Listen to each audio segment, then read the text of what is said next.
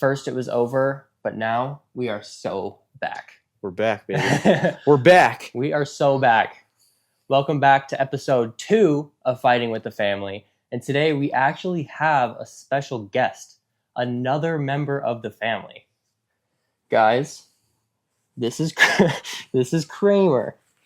He's been joining us today. He's taking over for the Paulo Costa pillow.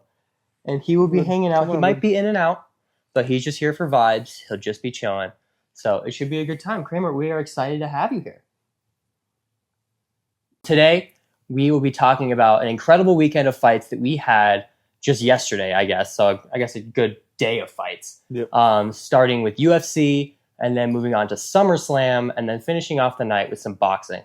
So first, we're going to get off to UFC Fight Night in Abu Dhabi, Umar Nurmagomedov versus Corey Sandhagen. And Maddux, I wanted to first kind of talk about the Tony Ferguson fight.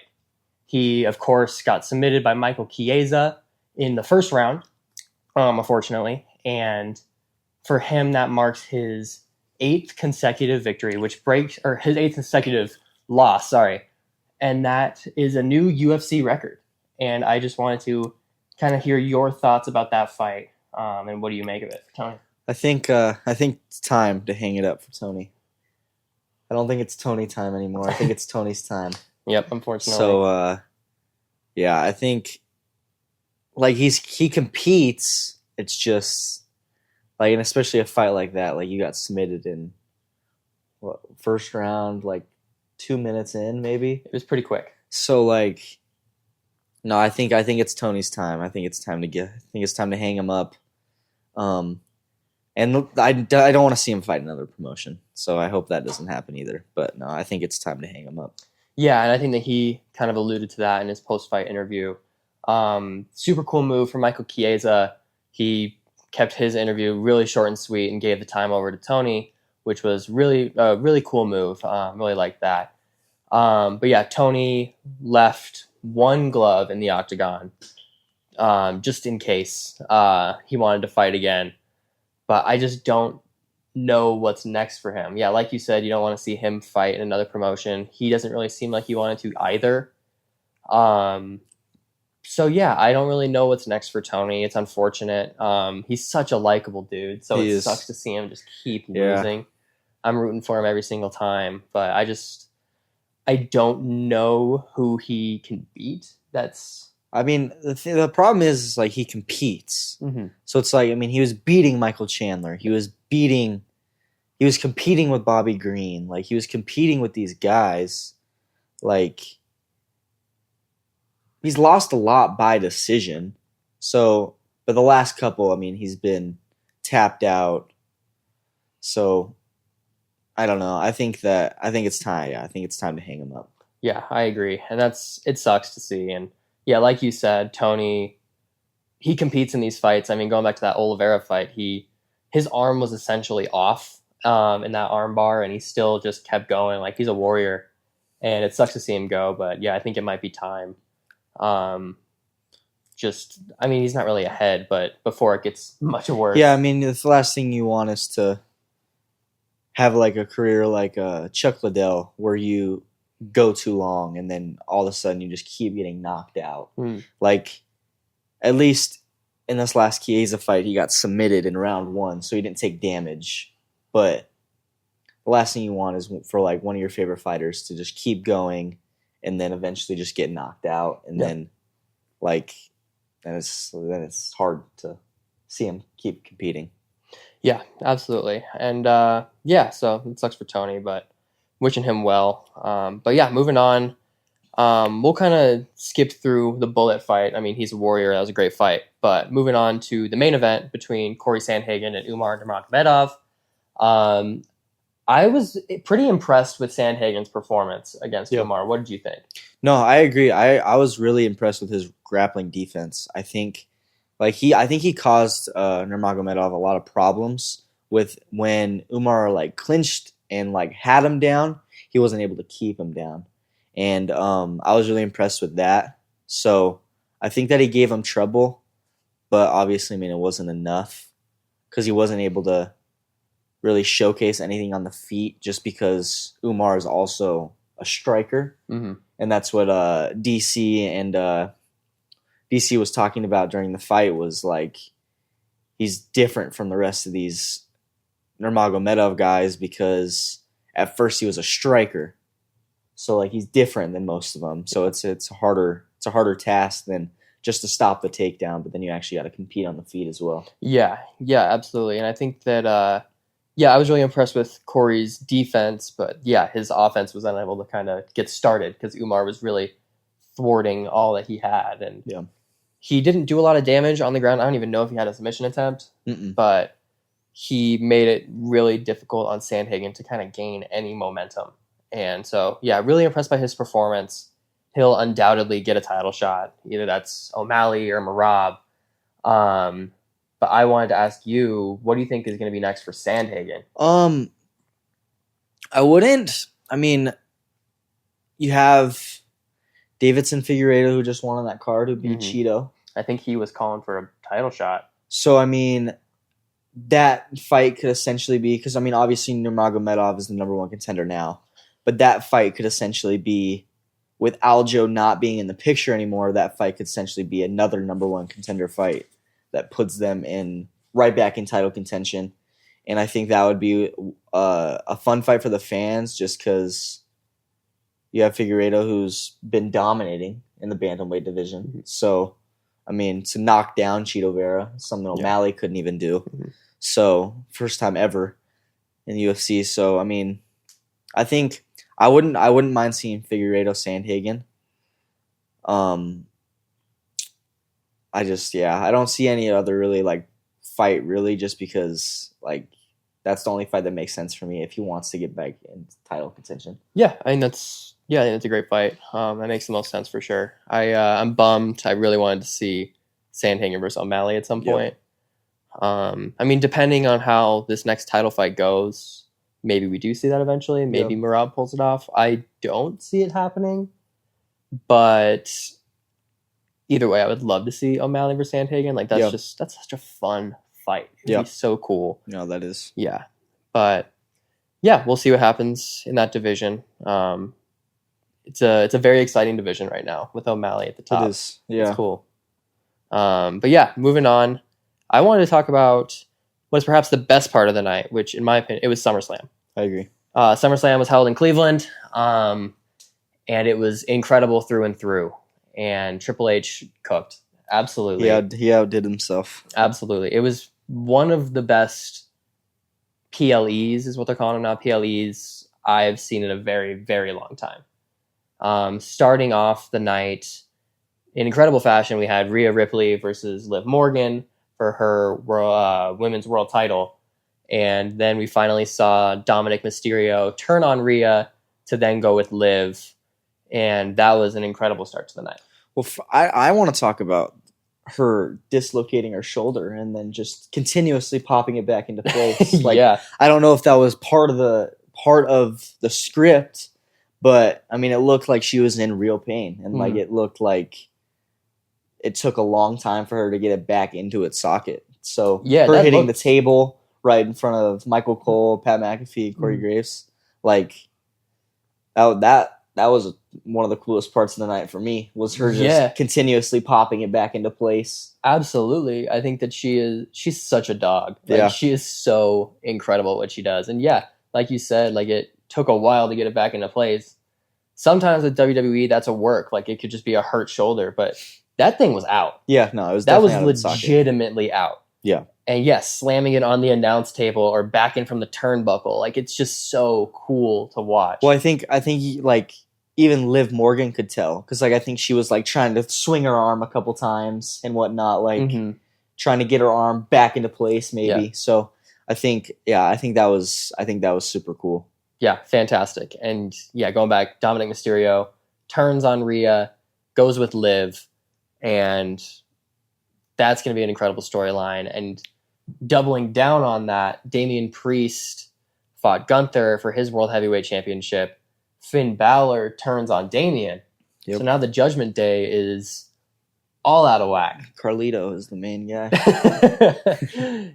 And now it seems that Liv has started to recruit most of the members from the Judgment Day to take everything from Rhea. That sounds like what she wanted to do in her revenge tour, and it's working out really well. It's been fantastic. And that match with Damian and Gunther was also great.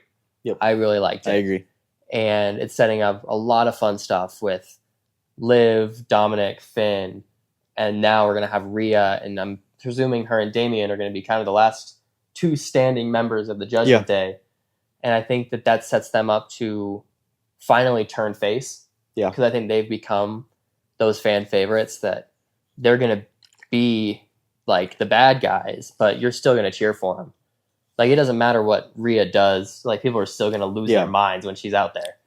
And I think that gives them that separation to work towards a new face turn for both of them. So that'll be a lot of fun. Yeah, I agree. I'm excited to see what Triple H cooks up. Mm-hmm.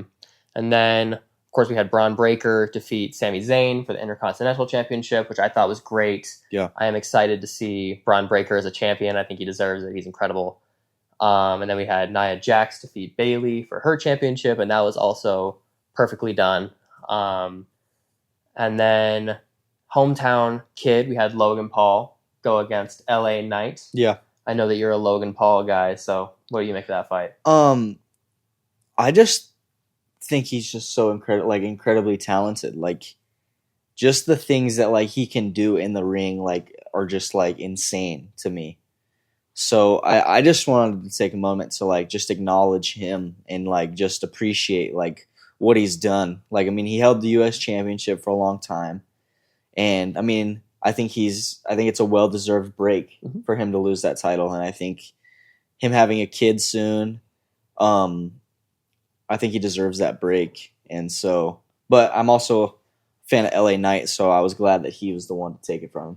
Yeah, I think LA Knight finally getting a championship is incredible. There was no other way to go for him but up, and he completely deserves it. And it's time for him to hold the belt. Yeah, but yeah, going back to what you said, Logan Paul he's insane at what he does. It's so crazy to think of like going from YouTube or from Vine to YouTube now to this and just absolutely dominating, excelling, like over exceeding what people thought he could do. That springboard moonsault out of the ring onto LA Knight was one of the best looking moonsaults I've ever seen. Yeah, like, it was perfect. And so yeah, it's just a joy to watch him. I agree. Compete. He's so cool and plays the heel perfectly. Everything down to the Prime sponsorship in the middle of the ring. People hate him for that. The huge Prime display around the ring, like it just builds his character even more. So it's been awesome to have him here. His feud with LA Knight was amazing, but yeah, much deserved break for him. Yeah. Mm-hmm. But moving on, CM Punk made his not debut, but it was his first singles match in like 10 years, right? Yep, his first televised singles match in 10 years, and he fought Drew McIntyre with Seth Rollins as the special guest referee. Yeah. It was fantastic. Incredible storytelling. Absolutely. It was just perfect. They had everything with the bracelet with AJ and that was fantastic. And Larry on it. Yeah. Just a perfect feud. And having all three of them hate each other equally made it a lot of fun. I agree. I wanted to ask you, what did you think of CM Punk's in-ring wrestling performance? Because I think it looked pretty good. He looked great. Like, I was way more impressed with him than I was when I watched Royal Rumble when he tore his tricep. But I think like that was also like him maybe not being like completely ready. So I was really impressed. Like, I was really impressed with what he could do. And yeah, I thought it was a fantastic match. I really enjoyed the storytelling within the match of Drew McIntyre having the AJ Lee bracelet and then CM Punk taking it off and then having Seth Rollins wear it, having CM Punk let his emotions kind of get the best of him. Mm-hmm. I thought it was incredible storytelling. Because you could tell that like even when Drew McIntyre finally got him down for the pin, Seth Rollins was questionable on that last count, where he was like, all right, I guess I got to let this guy win. Yeah. So, yeah, I thought it was incredible. Incredible. Yeah, I loved every second of it when CM Punk finally landed the GTS. Yep. For the first time in 10 years in WWE. It was incredible. Yeah. And yeah, I'm really excited to see where that feud goes because all three of them are fantastic. I wouldn't count out a triple threat between them at some point. I think eventually it'll culminate in CM Punk versus Seth Rollins at WrestleMania because CM Punk finally can get his WrestleMania moment that he came back for. But yeah, credit to him, credit to Drew McIntyre. What an incredible heel he has become. I agree. He's been great, but then as soon as I know it wasn't intentional to injure CM Punk, but ever since then he has become such an incredible heel that he is must watch every night. He is you have to keep up with him on Twitter because he's insane. He's so out of pocket. And Seth Rollins is great as well. Yep. So tons of fun. But yeah, we got the main event, which was Cody Rhodes versus Solo Sikoa. That was Bloodline Rules. And what did you make of it? Well, aside from the ending, it was kind of WrestleMania 2.0 with less stars. Mhm. It kind of felt like. Yeah. But no, I loved the whole match. I thought it was fantastic. I really enjoyed how Randy Orton and Kevin Owens kind of have Cody Rhodes back, like how that's a kind of just like for sure thing. Mm-hmm. Where you could also tell like Randy's kind of like, I want that WWE title as well. But it's kind of like a full circle moment just because Cody Rhodes coming up into the WWE was Randy Orton's guy. Yeah. Now it's the opposite. But yeah, that match I thought was fantastic. Like I really enjoyed I just enjoyed the ending, to be honest. Yeah. I think that was my favorite part. Just the return of the Tribal Chief, Roman Reigns. Kind of just showing that he's the real Tribal Chief and that Solo Sikoa has been running his mouth a little bit to now where I'm sure Solo Sikoa probably thought, oh, he's here to help me. Like, let's finish the job. Mm-hmm. But hit him with a Superman's punch and then hit the spear. One of the biggest pops I've heard in a long time. So. Yeah, no, absolutely. The entire crowd going, ooh, wow.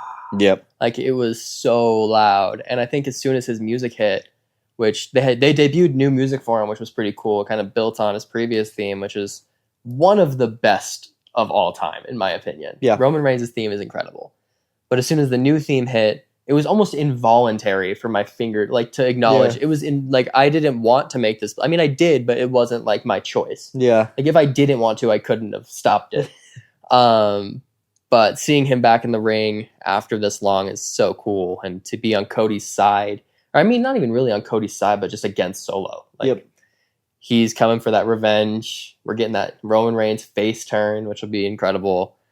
And it's just so good to have him back. Yeah, like, he is truly one of the GOATs. And Cody's incredible. It's so hard not to root for Cody Rhodes. Yep. Finish the story. And he's been doing a great job. And I think the thing that I like the most about Cody is, like, even he was, like, at these other live events and, like, these smaller shows. Like, he'll stay for hours to just sign autographs. Mm-hmm. And I think that's just, like, awesome because he told everybody, he was like, these are the people that got me to where I am. And, like, I think that's fantastic. Just acknowledging the crowd and just, like, really showing love to them. It's pretty cool. Yeah, absolutely. I think he's been a fantastic champ. Incredible champion. And I think going back to last night with his entrance, that was one of my favorite entrances I've ever seen. Yeah. Starting in his trailer, he walks out, goes and picks up Pharaoh, and who is 13 years old now. And so it's Pharaoh's last road trip, as Cody posted. Walks Pharaoh down the way, meets up with Arn Anderson, and has a great conversation with him. He tells him, he's like, oh, I got friends for you that are coming that you might not even know. So you know something great's going to happen. So it's setting the tone. And just the one shot of him walking all the way into the ring, it's beautiful. These one-shot entrances are so sick. And that one was a really good job. And that one was especially great to me. And then the match was great. Jacob Fatu is insane. Yeah, I saw a video of him today in a walking boot, so hopefully he's not out for too long. Yeah, and I heard that the splash that he did into the announce table, obviously he hurt his foot. we don't know if it was real or not because he sold it well. Yeah. I've heard that he was just selling it, but regardless, it was incredible and it looked and felt real. Yeah. And it was so well done. And he's just a maniac. Like, he is so athletic. It's crazy. It's cool to watch him. He's great at his job. Yeah. And my thought is that if he was selling it, then they just didn't want him to come face to face with Roman yet. And that'll be something bigger and have its own moment. Yeah. Which will be great. But yeah, and then fast forwarding to Roman coming out, hitting Solo with the spear, helping Cody win, just capped off a perfect night. Like, I don't think that they made one wrong decision, honestly. I think it was fantastic. Yeah, and looking back at Money in the Bank, there were some decisions that were kind of questionable, kind of just essentially just wasting the Money in the Bank briefcase completely. It was gone in a night. And so there was a lot of controversy with that card. But fast forwarding here, it was perfect. Yeah. I didn't think they made one wrong decision. It was perfectly booked and a ton of fun to watch. Yeah, I agree. And then ending the night, we go over to boxing. We had Terrence Crawford improve to, what was it, 41-0? 41-0, 31 knockouts. Against Israel Madrimov. And with the win, he gets a title in his 4th division, which is incredibly impressive. Yep. I wasn't impressed by the fight, I must say. No, I wasn't either. But I mean, he hasn't gone the distance since 2016. That was the last time. So the last 8 years. So not a typical Terrence Crawford performance, but I think also, I mean, Madrimov was not, I mean, he's not terrible. Like, I think a lot of people thought that he was just going to dominate him. And, like, he's a good fighter. Like, has over 300 amateur fights. I think that's something that jumped out to us. Which was insane to hear. But that he's only 10-0. I mean, I guess 10-1 now. But, like, the dude has experience. The dude is good. Like, for sure. So, I wasn't a typical Terrence Crawford performance. And I wasn't super impressed. I thought down the stretch, the last couple rounds, he was more aggressive. Hit him with a couple shots. Yeah. But no, I wasn't too impressed. Yeah, and I think it's funny that, going back to what you said about his streak of finishes, like the first time I actually tune in to watch a Terrence Crawford fight live, it's a decision. So, yeah, kind of a bummer. Yeah. But, yeah, he did what he had to do to win. But now there's talks of him fighting Canelo Alvarez. What do you think about that? I don't think that's a good idea. I don't either. I think going up in weight this last fight against Madrimov was just like showing like, and I think Todd Grisham said it best, was legacy has its limits. And I think, that's a legacy fight, but that is the limit. Like, you can't go up to 167 and compete against probably the best boxer in the world. And even though Terrence Crawford is pound for pound number 1, Canelo Alvarez is still that dude. He is still that guy, and I think that's his natural weight. And I don't think that's a good idea for him. I think that he gets finished probably within 7. So I don't think it's a good idea. I think you stay at that weight or maybe even move back down to where you were at. But yeah, I don't like the entertainment of that fight. I did prior, but not anymore. Yeah, I was pumped about it before they both got 2 separate fights booked. But now after this fight, I could live without it. Yeah, I mean, obviously it'd be fun to see for a fan, but I also just don't think that's a good idea for Crawford's part. No, especially if he wants to keep that O. Yeah, if you want to keep that O, then you do not. You don't fight Canelo. That's the one dude that's going to end it. Yeah, absolutely. So the fight itself wasn't the barn burner that we expected it to be. No. But what I thought was actually pretty great was the concert ahead of time. Yeah. Eminem, longtime friend of Terrence Crawford, also just dropped The Death of Slim Shady. He performed a quick set list for ahead of the fights. He did Houdini from his most recent album. He did Rap God, which was kind of crazy to see again. Till I Collapse, Cinderella Man, which was insane, and then topped it off with Lose Yourself. And so that was great. It was nice to see him perform. So I wanted to ask you, though, if you could come up with your own 5-song set list for an Eminem concert, like the one we saw last night, what would it be? Well, I'm going to throw Till I Collapse in there. Obviously a great pump-up song. Lose Yourself. I'm going to go Cinderella Man 2. I'm going to go Fast Lane. Ooh. And then probably Forgot About Dre. Ooh, those are good. I think would be the 5th. Those are great. I like Fastlane. That's a good one. That's a super solid one. My favorite movie, Real Steel. Oh yeah, one of the greatest films ever made. Yep. I think for me, I'm gonna try to keep it out of what you said and what he performed as well. I'm gonna start with I'm Back.